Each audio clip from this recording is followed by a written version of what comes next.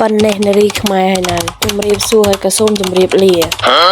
ហេមិនទាន់បាននិយាយអីផងជំរាបលាយ៉ាងម៉េចខ្ញុំមិនដឹងទេថាមានប៉ុន្មានអ្នកដែលកំពុងតែមើលវីដេអូខ្ញុំក៏ប៉ុន្តែវីដេអូនេះគឺខ្ញុំនឹងចែករំលែកទៅកាន់អ្នកទាំងអស់គ្នាដែលកំពុងតែសិក្សានៅគ្រឹះស្ថាននានាមិនថាជានិស្សិតឆ្នាំទីប៉ុន្មានក៏ដោយហើយរៀននៅសាកលវិទ្យាល័យណាទេមិនថាជាពេទ្យឬក៏មិនមែនជាពេទ្យជំនាញអីផ្សេងអីក៏ដោយចឹងចូលស្ដាប់ទៅហើយខ្ញុំធ្វើនេះក៏មិនមែនជាតារាល្បីស្អីមកពីណាអួតអាងអីធ្វើនេះធ្វើនោះអីគឺអត់ទេបើគិតថាមានប្រយោជន៍ក៏ស្ដាប់ទៅប៉ុន្តែបើគិតថាអត់មានប្រយោជន៍ទេគឺអត់អីទេអត់បានទៅចាប់បង្ខំឲ្យអ្នកទាំងអស់គ្នាមកស្ដាប់វីដេអូខ្ញុំដែលមិនមែនជាបុគ្គលល្បីអីទេខ្ញុំនិយាយហ្នឹងគឺជាបទពិសោធន៍របស់ខ្ញុំផ្ទាល់ទាំងអស់គ្នាប្រកាសជាគិតថាការចូលសាកលវិទ្យាល័យគឺវាហាក់បីដូចជាលេងសើចខ្លាំងមែនតែនៅក្នុងការរៀនសូត្ររបស់អ្នកទាំងអស់គ្នាក៏ប៉ុន្តែនៅពេលនោះបើសិនជាអ្នកទាំងអស់គ្នាមិនខំប្រឹងព្យាយាមទេគឺអ្នកទាំងអស់គ្នាអត់អាចសម្រេចដល់គោលដៅរបស់អ្នកទាំងអស់គ្នាបានទេហើយក៏អត់ដឹងថាអីជាក្តីសម័យរបស់អ្នកទាំងអស់គ្នាដែរខ្ញុំត្រូវស្វែងយល់ដោយខ្លួនឯងហើយមិនដែលមាននរណាម្នាក់ដែលមកពិភាក្សាថាខ្ញុំទៅរៀនជំនាញនេះជំនាញនោះគឺអត់ទេដោយសារតែឪពុកម្ដាយខ្ញុំជាអ្នកកសិករអញ្ចឹងហើយគាត់មិនស្គាល់ជំនាញណាអីដែលស្របទៅតាមចំណេះដឹងរបស់យើងនោះទេអ្វីដែលគាត់នឹកឃើញមុនគេនោះគឺ